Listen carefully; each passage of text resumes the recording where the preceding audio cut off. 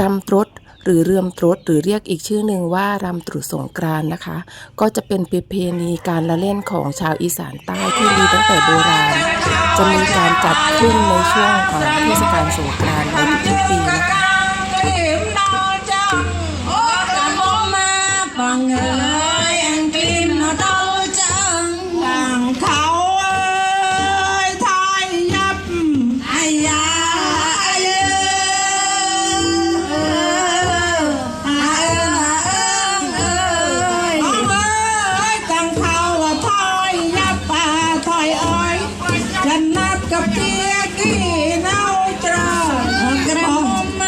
บังเอิญเตียกีนเนาจรันขอบเข็มดาวจังโอ้กะโมมาบังเอิญอังกฤษเนาจังทางเขาไทยยับอายาเย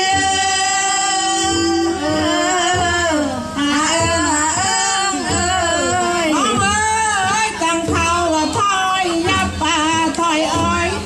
จันนัดกับเตียกีนจรั